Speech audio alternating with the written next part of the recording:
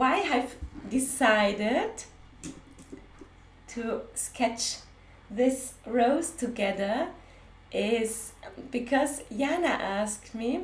Jana, hopefully you can still remember, I think it's been quite a while, but she asked me about the technique, and yes, I love to talk about the rose petal drawing techniques because it's the perfect time to do so.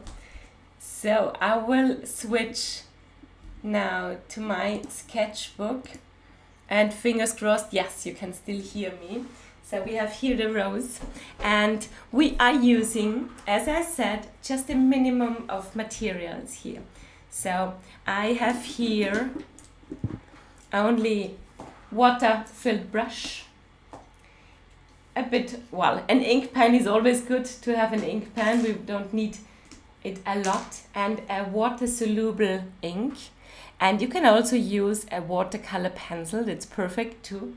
Because the aim now here is that we feel the nature of those petals. So what we are doing is we just look at the main characteristic, at its essence. And this will help you to draw it, nevertheless, without confusion about all those petals. So the idea is we have here a clear edge. This one here. This is a clear edge, and here as well we have a clear edge. So when I'm drawing this area here and the other one underneath, the darkness is behind this clear edge. Same also for the one above. So as you can see, the main idea, I start with one clear line and the other side is darker, so that we do the shading. But let's be a bit more precise. Let's simply start sketching the rose.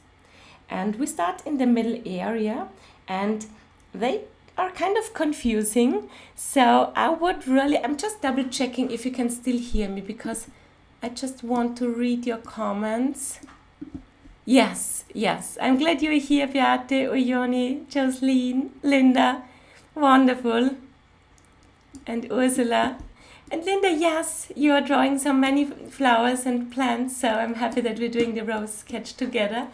So when you look at all those petals here, we start with the most simple one, because you know my approach is always to stay very simple. So I just draw the very first clear shape of a petal. The one that is the most, well, simple one, the straight shape. And all the other petals, and you don't have to learn them very hard, but all the other petals here are in kind of circles around this one. So they are getting bigger and bigger, and we are starting to wrap them around. And we just draw the outlines. So when we have here, for example, this shape, we continue drawing this petal, and then there's already another one, and you see it's clear outline here. I'm drawing another round shape that is in front of our starter petal a bit, so it is kind of a similar shape. So we really do not copy it one by one, because the idea is to capture the nature of a rose and not to copy exactly this one. So on this side we have again a clear edge. It's in the light, so we see really bright area here, which makes it easier to deduce this clear edge. And then again another petal that is overlapping, so we are really making one step after the other, and this one is again overlapping in front of our inner circle, and it's starting now to fold the petals outside. As you can see here, we have a broader area that stays completely white. So in this case, when it's turning outwards, we have really a broader area that stays white. So we make a contour around it, and when we finish the inner circle, then we see another clear edge here, another line that is, well, behind the next petal. So it's really one layer after the other. So I would stay very reduced here when we're drawing it. We have slightly those petals visible a bit in the light, in the brighter area, and another darker one. And we do it step by step, so this way it stays less complex. And the one that is now in front of it is also overlapping, so we will use the effect, this overlapping effect, and we will draw the next petal in a bigger shape in front of it. And here it's overlapping as well. And now, as we have defined the position of this petal here, we can again close the inner circle of the petal here. And so that we know already then the position of the next one. So it kind of feels like these madroshkas, I think they're called madroshkas, of the Russian wood, I think wood puppets, we can call it like this, whereas an even bigger one appearing, and kind of feels like this for the rose as well. We have one step after the other, and the petals are getting bigger and bigger, and we just pay attention that they always keep overlapping. So no lines that already finish, there's always the next layer that is overlapping.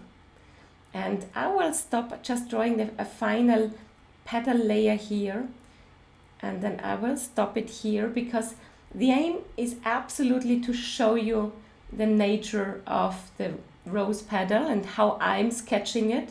So it's not necessary to draw the entire rose, you just stay with a few of those petals, or just go with it and look at the way I'm sketching it, and you are welcome to share your approach. So it's really one after the other, and can be kind of endless this way. But the main idea here is that we add now darkness. So in all those areas that are overlapping, and we start in the inner area, so this one is clearly darker. That's why I'm adding darkness here, and as it is water soluble, we can be super quick and rough. Same on the other side. All those areas, as I've just seen at the beginning, or just shown at the beginning, all those dark areas are now really kind of showing the broad rooting petals.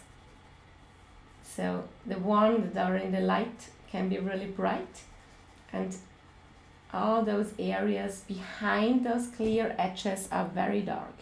So this one here also, that is quite hidden behind this big petal here, it's quite dark in the lower area, and the higher it gets, the brighter it gets. So we just add more darkness to the area